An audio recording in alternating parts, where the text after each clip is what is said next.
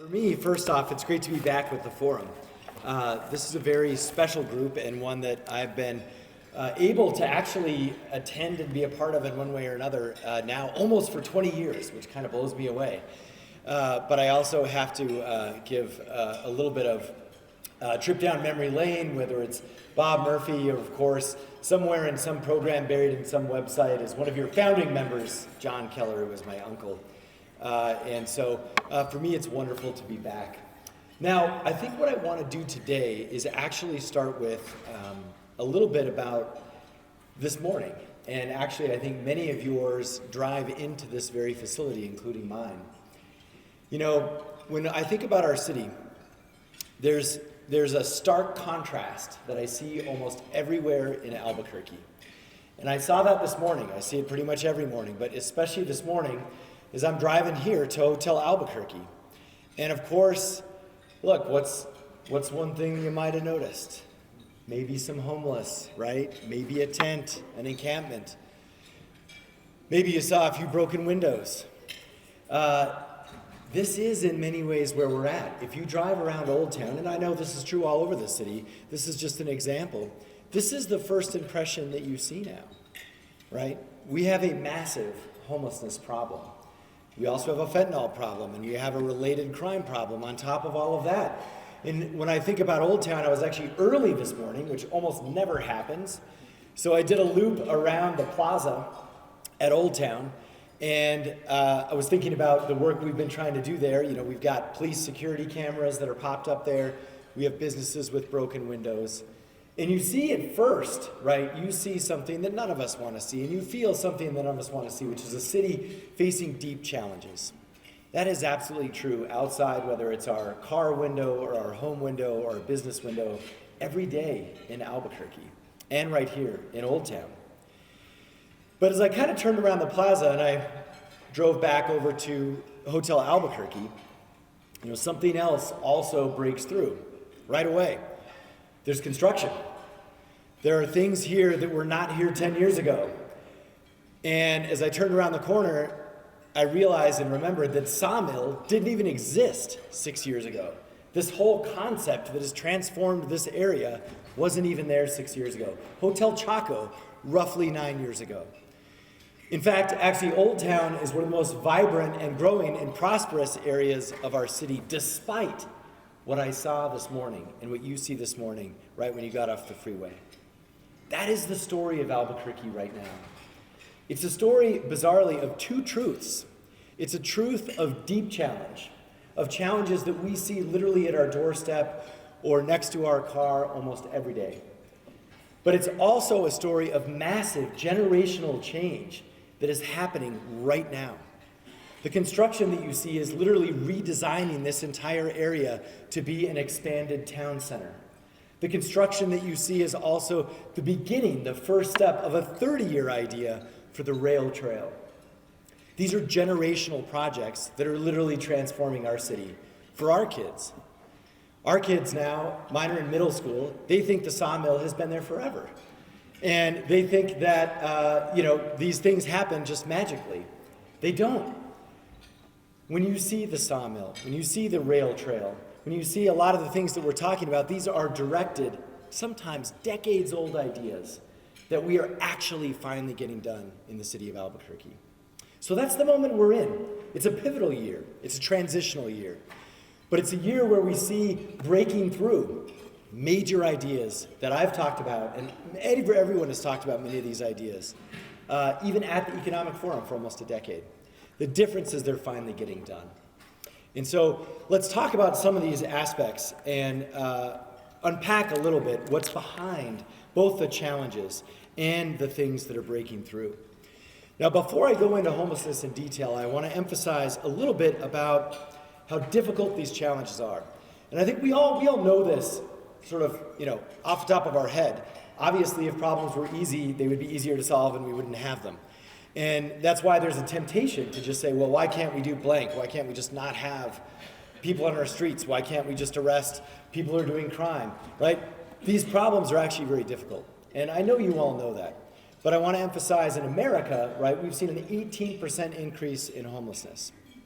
And in Albuquerque, We have faced this challenge actually long before a lot of the rest of America had this challenge.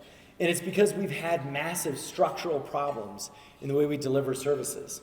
And so what we've tried to do at the city is we've said, look, we are going to address these problems with the respect and with the problem-solving rigor to actually fix the problem, to not do a pilot project, to not just have a press conference and give lip service to a one-off idea.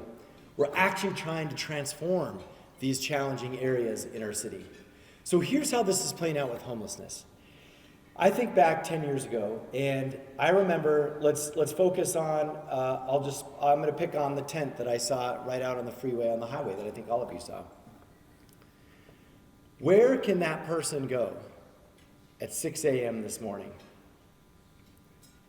The answer 10 years ago was nowhere. There was literally nowhere open for them to sleep in a warm place at night. That was true 10 years ago. 10 years ago, the city took care of about 200 people just at night and just during the winter. And that was the only way there was transportation, and this was the old jail out on the west side. That was literally the only thing the city did for our unhoused community 10 years ago. Today, last night, we had over 1,000 people that we were sheltering out of the cold. And we were also transporting about the same amount. Now, we know the problem is still there. It was still there this morning, and the challenges in that individual's life, those problems are still there. The difference is the city is drastically scaling up to meet some of these challenges in a very real way. So number one, there was nowhere that was open. That's changed. Last night, there were 3 different locations that were open for everyone in our city who needed a warm place and food and safety at night. That didn't exist 10 years ago. Second thing was transportation.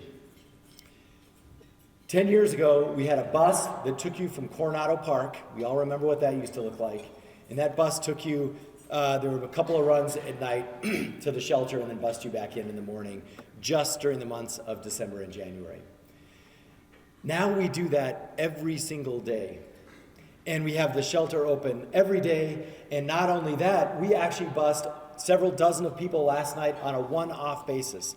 Because now we have an entirely new department, the Community Safety Department, that literally will go to somebody who is in need of shelter and personally take them to where they can get help.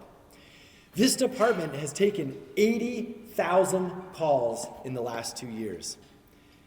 That didn't even exist 10 years ago. And by the way, that is 80,000 calls that APD or AFR did not have to take.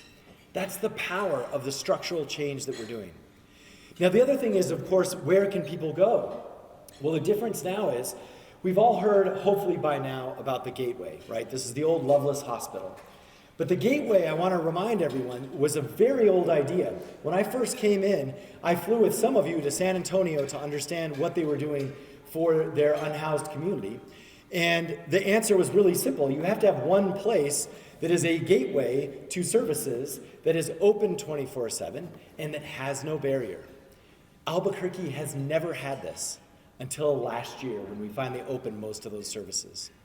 So now at the Gateway Center in Loveless, last night, we have a 24/7 first responder drop-off that had 24 people in it.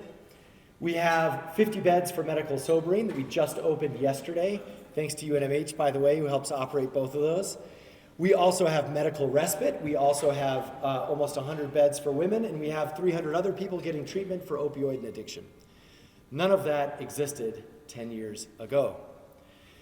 Now, this has become an entire system. We have a hotel on Gibson last night that 100 families actually spend the night at almost every day until we get them into permanent housing. This is our family gateway. We're building at the old location where you got your driver's license at the DMV. That's going to be our recovery gateway. This is going to be a pallet home setup where people can actually get treatment and recover from addiction. We're going to have about 100 spaces in that part of the gateway network. And then we're even having a youth gateway. We bought the old San Mateo Inn. We're converting hotels into transitional housing for people who need it. So the gateway system now has 5 different pieces, and it's about 3/5 of the way open. So this is what has changed from 10 years ago. We have a fighting chance to actually do something for that person. And also, we make sure that we do things like enforce our laws. We clean 200 camps a week. Now, I know you might say, well, look at all the camps. Imagine if we didn't clean 200 camps a week. You know what we didn't do at all 10 years ago? None of that. We didn't do any on-street outreach as a city. Zero. This is what we are building up, and these are lasting structural changes that are transforming how we respond to these challenges. Now, the challenge, of course, is we've got to scale. We actually know what to do for the first time in a decade, and we actually are beginning to do it. We just have to do it to a tune of 5,000 people every day, because that is how many people are unhoused in our city. Now, to do that, we need help. There's no way Albuquerque city government can do this alone. And we have partners who also understand this now. The county, even the state, you see the legislation that is now being filed, you see what people are talking about. For the first time in a decade, the priorities for the Roundhouse are homelessness and crime. How refreshing is that, right? And we don't have to get into why it wasn't always that way every year before. The point is this year, right, we're breaking through. We are finally addressing these problems head on. And it's also because we know what to do. We just have to scale it. We've got to invest in it at the same scale that the problem actually presents itself. And so that's why we absolutely need help from everyone who's involved in our community, especially folks who control the purse strings up in Santa Fe. So for us, if we think about that homeless problem, I actually have hope that we can do this. We've got $20 million in opioid money that hopefully City Council is actually going to invest into our community. We have massive surpluses at the state level, once again, which is wonderful because we desperately need it. And now we actually know what to do with those funds and how to spend it. Because the number one challenge facing, in general, our community, and I think every community in America, is actually fentanyl and addiction. And that is a challenge that we have to face together. But the difference is in New Mexico this year, we actually have the resources to make a difference on that issue. That's what also gives me hope in 2025. Now, when we think about the individual who is camping on our streets, I mentioned fentanyl, I've mentioned addiction, but I also want us to touch on the fact that fundamentally we also have a housing shortage. You can't deal with some of these issues when you're short 20,000 housing units, and that's what the studies have shown. Many of you are very aware of the work we've been doing to try and work on this issue. But I will let you know that this also is something where we see a stark contrast. Yes, we have a 20,000 unit housing shortage, but also the city itself has actually produced 4,000 new housing units in the last 10 years. That is actually 10 times more than we did the 10 years before that. We are drastically scaling up all of a sudden in terms of the housing units that we have. And the private sector is playing a huge role in this. Almost every housing project that we touch is majority funded by the private sector. But the city plays a critical role, along with the state and the county, in all sorts of housing projects up and down Central. We were trying to count this up, and it turns out we've actually done 24 housing projects. I'm not going to list them all, but if you drive down Central, they are unavoidable now. You see senior living, you see even housing projects that are not their market rate. And you see this even across from Presbyterian Hospital. All of these ideas are also not new. That Highlands project across from Presbyterian, that project was at least 20 years old, till we came in and said we're actually going to do it. So here again, we see the same thing. Yeah, we see a city with housing challenges all over, but we also see new units being built. But if you're short 20,000, we need way more, which is why housing is also a priority at the legislature and for our governor. And so we believe we finally have the fuel, the investment fuel, and the mechanisms with respect to what to do to actually meet this crisis also head on. Now, when I came into office, a lot of folks told me, our zoning code is archaic, everyone hates the planning department, and all of these things about how difficult it is to do business in Albuquerque. And I agree with you. And everyone would tell me, well, look at Phoenix or look at Rio Rancho and these kinds of things. And I will tell you now, especially Monday night at City Council, our Housing Forward program has now transformed all of the rules and regulations for housing development in a larger degree than our city has seen in 40 years since we actually started doing zoning in the first place. So all of a sudden, these long-standing barriers about can you build a casita, Can you convert a hotel to an apartment building? Can you convert an office building to a hotel? Or can you not have endless appeals for 3 years on every single project? All of that changed first 2 years ago, and then we finished the job last night on Monday night. So for us, we do have, for the first time, right, a transformed environment for building housing in our city. That, again, 10 years ago, did not exist. So now we got to use these tools. This is what it's about. And so I will say we need all sorts of folks to take advantage of all of these new rules and regulations, and even simple things like the fact that our planning department has a great director and is finally implementing a host of things to make it easier for you to do business with respect to filing all those permits and things like that. So, by the way, that's about the POSSE system, which is coming online, hopefully in the next few months. I know we're a few months late on that as well. But the environment is drastically different. And so this is part of in general, our Metro Housing Initiative. And it's part of the fact that we're saying, look, we are doing the real things to make a difference in the long term. We're not just saying for one specific project, you get special treatment. That has also been a challenge that we've had for decades. We get it right for one project and we make it difficult for everyone else. Now we're trying to make it the same for everyone. So when we think about the challenges that we see, of course underneath this is also crime. And we know that crime is a huge problem. I know that we're coming off all-time highs. This is also what changed last year in 2024. So basically for the last 10 years, every crime category has been going up. No one should be surprised by that. That is a terrible thing. I don't like saying that. No one wants to live in a city where crime's been going up for the last 10 years. The difference, and COVID was an exception, so those of you who are like following the numbers, obviously COVID was different for crime. The difference is, last year we saw for the first time a full year's worth of drop in half our crime statistics. That's the difference. Now, they're coming down from an all-time high. I understand that. But I also understand that we have turned the corner. When you see homicides down for 2 years in a row, when you see assaults down for 2 years in a row, when you see auto theft down for 2 years in a row, these are good things. We are going the right direction, and there are reasons for this. And I'm going to share some of this, and we also have much, much further to go. And I do want to actually plug one of the things that I'm very encouraged about is the juvenile crime package, actually, that our DA is working on. This is, again, something we should have done 20 years ago. But thank goodness this session we're actually going to get it done. So here's what's happening with crime. 10 years ago, we had a department on the cusp of literal failure. We were almost taken over by the feds in receivership. That was actually only 4 years ago. We have the consent decree, which you know about. The department had been decimated with only around, I think it was 777 officers or something like that when I came in. Basically half staffing.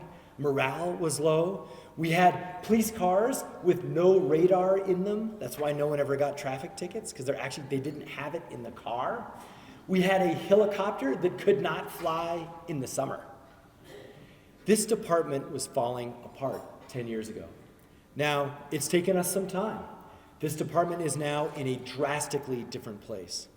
And we used to essentially hope and pray that we could get more officers. And I actually still do that, because that is the most important thing we can do. And that's why our staffing levels show us at the end of this coming year, finally at 1,000 officers, which is a credit to a whole host of efforts.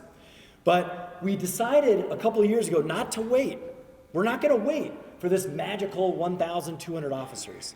Instead, we're going to fight crime a different way. We're actually going to innovate. We're going to transform our department, and we're going to do two things. We're going to use technology, and we're going to use civilians. Now, technology, I'm not going to ask for a show of hands, but I know at least some of you have gotten speeding tickets from our automated speed cameras. And we're doubling them, just so you know. So there's about 20 of those all over the city. There's going to be 40. But look, all of a sudden, the speeding issues and the incidents that are speeding related are down in Albuquerque. Because I think it's pretty obvious, people are starting to slow down because they're getting tickets. In fact, we're almost about, I think, at the 100,000 number in terms of people who've gotten tickets from these automated speed cameras. But that's a small example. Let's talk about auto theft. Look, we were worst in the entire country in auto theft 10 years ago. Now, we're fifth worst, right? This is the story. So, we're going the right direction. And actually, I'm optimistic this year. The stats aren't out yet, but maybe we're going to be out of the top 10 in a bad way, right? So the trends are finally going in the right direction. But even auto theft, we put license plate readers all over the city too. So we're reading your license plate to find out if you're driving a stolen car. We also put 10,000 video cameras up all over the city. And we added gunshot detection. And so when you put this together with a crime-fighting real-time technology program out at our real-time crime center, what happens is when you do something really bad in this city, we will actually catch you. So our clearance rate for more or less 10 years, that is more or less the number with which if you shoot someone in Albuquerque, what are the chances of us catching you in 1 year? You know what it was for about 10 years? 50%. We wouldn't even catch you. Now it's been above 90% for the last year and a half. If you shoot someone in Albuquerque, we will catch you and put you in jail. Now what happens to you after that is a larger criminal justice question. But the point is, APD is all of a sudden effective again. And by the way, this is across the board. They do cite things like people on medians. Now, I know it's only 30 a month, and we still have the challenge. They do cite for loitering. We gave a dozen littering tickets last month. Our department is enforcing our laws, but the same problem applies. We have to scale, right? We have to do this more. I think our entire city should be covered by the cameras, the license plate readers, and the gunshot detection that I just mentioned. Right now, it's not. It's only 20% of the city. That's why my ask at the state legislature is, can you please give us all the same technological safety and crime-fighting ability, no matter where we live?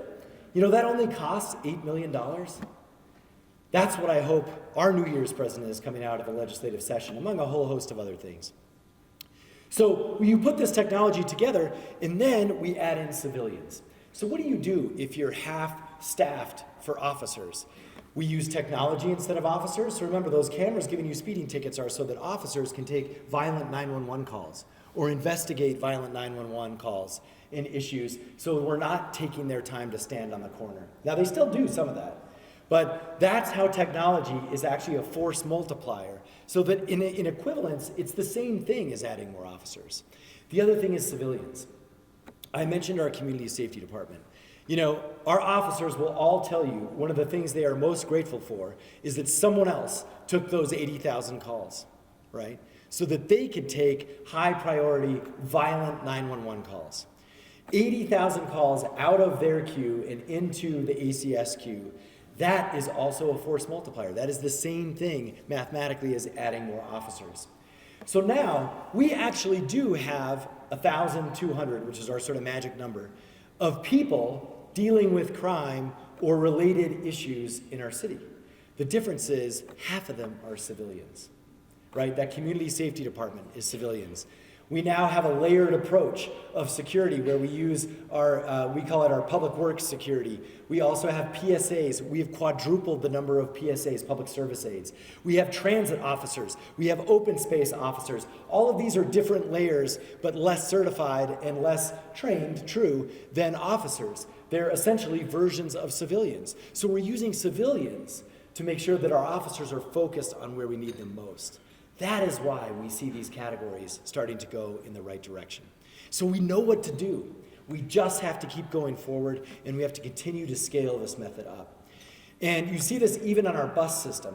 Our bus system a year ago, 2 years ago, was just out of control. And we all know, like, the art project, and we've all talked about that. But the point is, right, our buses were being used for all sorts of things other than public transit for everyone, and it just wasn't safe. That also has come around. Our bus-related calls for service have been cut in half. But you know why? We have transit officers, and we have people actually cleaning all the bus stops on Central every single day. And so these are the kinds of things that are finally showing an impact. This is about us finding ways to break through these tough issues that we can also sustain. There are things we're going to keep doing, and we're going to keep doing more of them. Now, I want to touch a little bit just on the economy. Because there's obviously a whole host of things we can talk about. I want to save some time for questions. But I do want to let folks know that I think in the economy we see a very similar story. For decades, our goal was to go after the big fish. we were going to land Green 2V or Orion. I mean, I've lost track of like all the different companies that were going to move here. And they didn't. Now, we still go after them. So I want to be clear. I actually spent Sunday with our good friends, Maxion, and they actually have finished their agreement, and they're moving into the Honeywell building at the airport, and they're still working on their Maysville facility. I'm not here to talk about that, but that's good news. But the point is, what we also decided to do several years ago is make sure that we're not just waiting for the big fish. We're actually going to make sure that we are making strategic investments lifting up our economy, both physically in neighborhoods and in communities, and also in businesses. So now we've done 24 LIDA deals. Most of you know what LIDA deals are, but they're all very strategic. They're homegrown New Mexico companies that are scaling, or they're very targeted tech-directed energy companies or aerospace companies that we want to either keep here or bring here. So instead of doing one giant deal, we've done 22 medium-sized deals. And we think that is diversifying our risk, right? Is making us much less dependent on a hope and a prayer for a giant company to move here. Now, we'll still take the giant company moving here. But that's a very different strategy, and we've paired that with our own JTIP program. So we've now created 5,000 new jobs for about 500 different companies. It's like that notion of an increment of one. If I can help you hire 1, 2, 3, 5 more people, that is actually just as valuable. And it's actually much more stable than having it all come in the form of like a call center. So that's the kind of stability we're trying to bring to our economy through our economic development efforts. But you also see this in big picture ways with respect to essentially larger real estate development. You know, we know last year, wonderfully, we approved the UNM tax increment district. UNM has $400 million of incoming infrastructure investment. That is the city's way and the county and the state's way of supporting our flagship university. And we're very excited to see what they do with that and what happens over time. But I mention this because this is the same thing. I know 10 years from now, UNM is going to be a drastically transformed and improved place because of $400 million, right? It's just happening very slow. But it is going to happen. That is done. Most people don't even know that that already passed the legislature and everything in between. And we see this in small ways. We've got CVS's and Walgreens closing, but we also have 2 new Targets coming. We see this in Nob Hill. We have 3 restaurants that close, but we have 5 that are open. It's the same story. 2 of these things are happening at the same time. Breakthrough initiatives that are helping communities, but also challenges facing us each and every day. Now, I want to bring us, I think, to downtown, because I think there is no better symbol of where we're at as a city than downtown. And it's the same story. I'm sure everyone here thinks downtown is in real trouble and has lots of challenges. You know what? That's true. I also know downtown is in a better place than it's been in 10 years. So here's how this plays out. Downtown, of course, after COVID, there's no one in office buildings. We have empty office buildings. We have people breaking the windows in those office buildings. But here's what's different. Just a couple of weeks ago, hard to remember, we passed for the first time in our city's history, we gave downtown control of its own money. We got the politicians and the government out of the way when it comes to funding downtown. This is the tax increment financing district, worth $200 million over the next 20 years that is just for downtown. Council passed that 3 weeks ago. These are the kinds of things that are transformative. It's the same thing, like I said, with UNM. Downtown will be totally different and better because of this.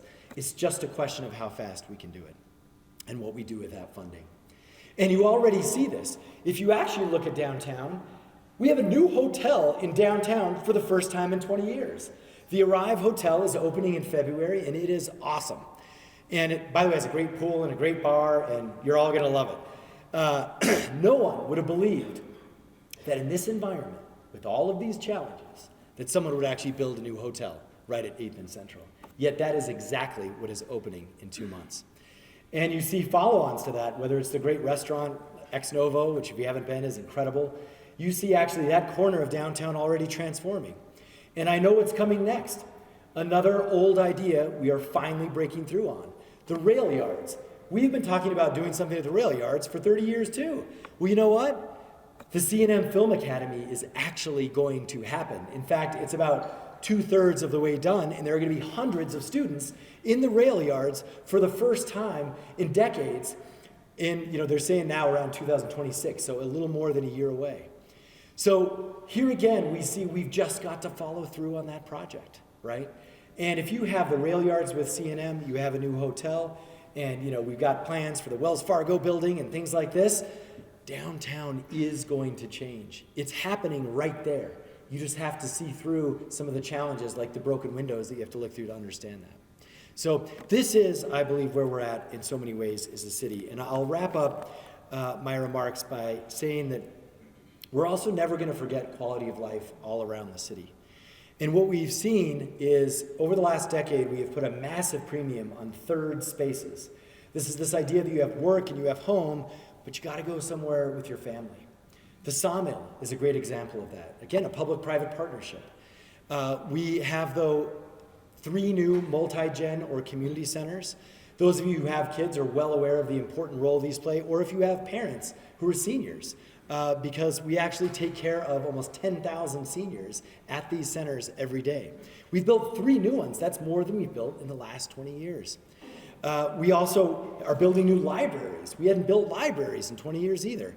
And so we now have the huge new library in the International District. And so we're investing in these third spaces. We're even building a giant Olympic swimming pool, if you didn't know that. That is out at Domingo Baca, and that's under construction right now. So we're going to continue to transition our city. And we're going to transition it into a place where it may have taken us a winding road to get there. It may have taken us a little bit too long. But we are making generational changes all around us, even in things like the Balloon Fiesta. We're 1 court hearing away from another 30-year idea to have a professional sports stadium. 1 court hearing away, and that thing is done. So knock on wood on that.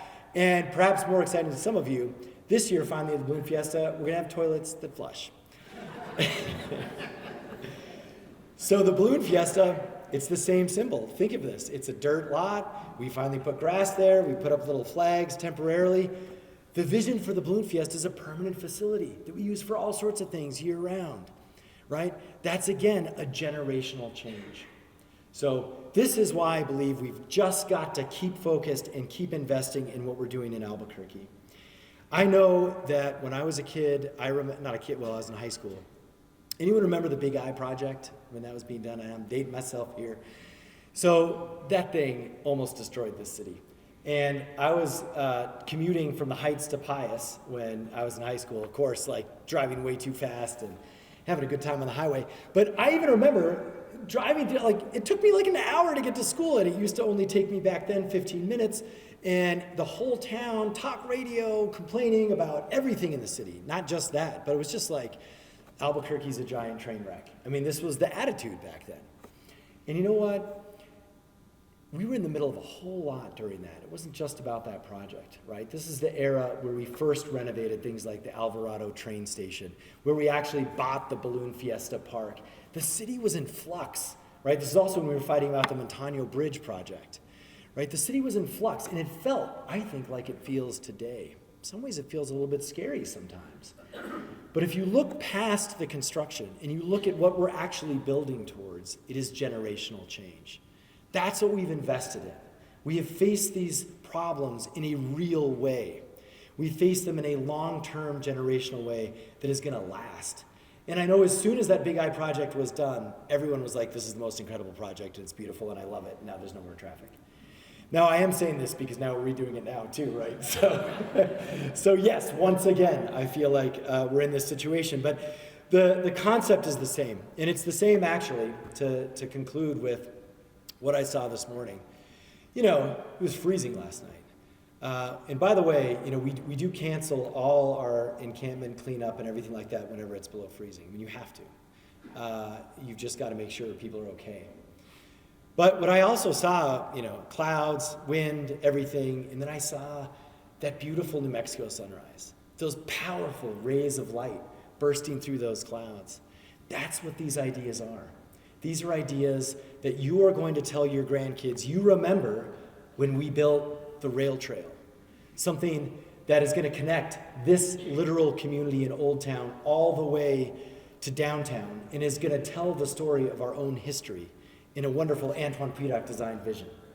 You're going to tell the story of what it was like when we actually got a professional soccer stadium that we use for all sorts of things.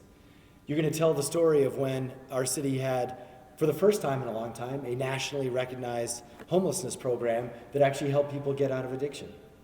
These are the things we've been investing in, and these are the things we've got to keep investing in. And so I hope this morning you've seen a glimpse of those rays of light breaking through these tough times, and that you believe that if we continue to do what we're doing, and we continue to honor the hard work that we've done, and we invest in what's working, we are going to have an incredible future and realize the promise of the city of Albuquerque. Thank you so much.